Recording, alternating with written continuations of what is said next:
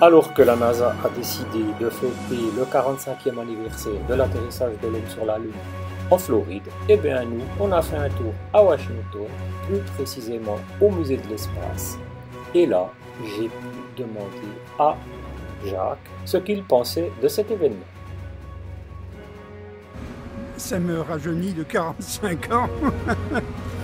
En fait, il y a 40 ans, je venais ici pendant la construction pour voir son directeur, Mike Collins, qui était le pilote d'Apollo 11 et qui génialement a réussi à construire ce musée dans les temps. C'était le seul projet du bicentenaire qui a été construit dans les temps et qui a été construit pour moins cher que prévu.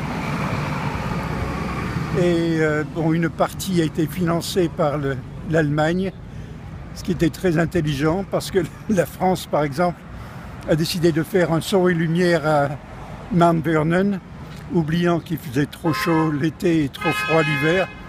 Et donc ça a été un four complet, ça n'a jamais marché.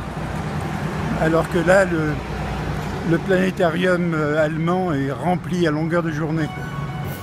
Effectivement, une journée vraiment bien remplie en ce dimanche 20 juillet au musée de l'espace à Washington. Et Jacques s'est même fait un copain astronaute qui est... Et Gene Cernan qui reste 45 ans après le dernier homme sur la Lune.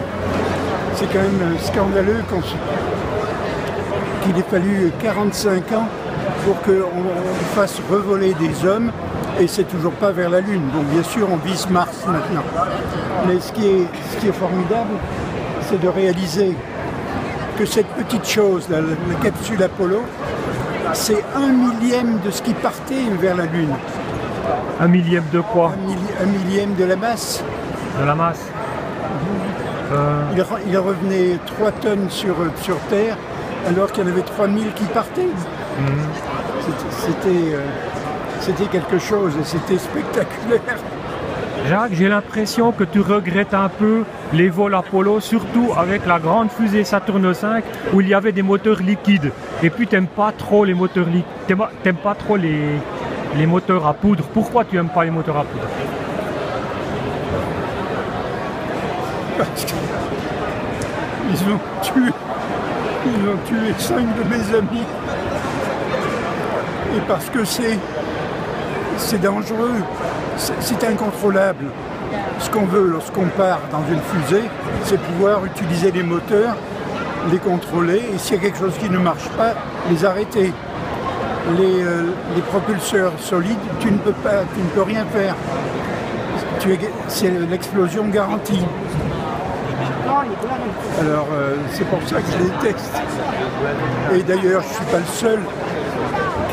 Quand j'en ai parlé justement à Buzz Aldrin, il y a seulement 1 an et demi, que je lui ai dit je déteste les solides.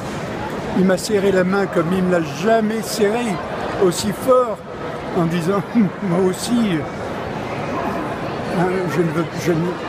jamais je n'aurais voulu être lancé sur une machine avec des solides. C'est trop dangereux. Ah là là, après ces émotions, on est allé faire un tour au premier étage du musée où on a aperçu au bout des escaliers, comme vous le voyez, le laboratoire Skylab. Et j'ai pu demander à Jacques comment les astronautes pouvaient faire leurs besoins dans l'espace. Dans l'espace, ils n'ont finalement jamais utilisé la douche. C'était trop compliqué parce que on n'a pas un effet de douche dans l'espace. Les gouttes, elles flottent partout. Donc pour se nettoyer, il fallait prendre des linges, du savon éventuellement, se rincer ensuite, etc. Et puis pour aller aux toilettes, c'était le système Apollo encore, c'est-à-dire des sacs. Mais les sacs, ils étaient jetés hors de la cabine spatiale ou ils étaient... Non, ils étaient mis dans une grande poubelle qui s'est consommée dans l'espace, qui a été brûlée dans l'espace lorsque Skylab est rentré au-dessus de l'Australie des années après. Mais avec Apollo 11, il y a 45 ans, comment ça se passait? Les besoins étaient ramenés sur Terre alors, ou bien, non? À moins qu'ils les aient abandonnés, ils en ont peut-être abandonné sur la Lune, je ne sais plus. Oui, c'est bien ça. possible. Tout à fait. Ensuite, on a continué d'autres visites en prenant des photos un peu partout dans le musée. Et on a même aperçu le module lunaire qui s'est posé sur la Lune. Ça, c'est moi en train de porter la capsule Apollo. Et nous voilà les deux à la fin de la visite. This is Greg from Olympic.